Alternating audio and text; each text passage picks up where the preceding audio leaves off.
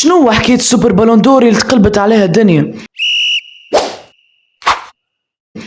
اهلا وسهلا ومرحبا بكم الناس الكل، جيتكم فيديو جديد من قناة ويس. الوليد كالعادة قبل ما نبدا تلقاو اليوم تاع الانستغرام اللوطة في الديسكريبسيون، جديد الكل تلقاوه غادي كل نهارين نهبط ريل.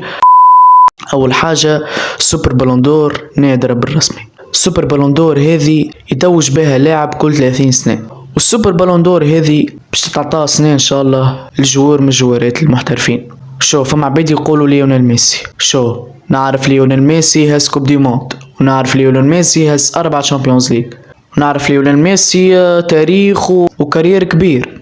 نحكي ليونيل ميسي اللي عمل 21 سنة مع البرسا، اللي يتوج فيه بألقاب ما هي ألقاب، اللي خذا 7 بالون دور، واللي توج بكأس العالم. شو انا نتمنى ليونيل ميسي ياخذ السوبر بالون دور، خاطر تعب عليها برشا، خاطر بالرسمي الجوار هذايا كاريرو خرافي، كاريرو معناه ما يجيش على البال. شو بالرغم اللي نحب رونالدو، اما نتمنى ليونيل ميسي يهز السوبر بالون دور. السوبر بالون دور كيف قلت لكم تتعطى كل 30 سنة، والسوبر بالون دور هذه ماهوش باش يهزها كان ميسي، ماهوش ليونيل ميسي باش يكتب التاريخ، لا. 24 ديسمبر 1989 ألفريدو دي ستيفانو توج بجائزة سوبر بالون دور.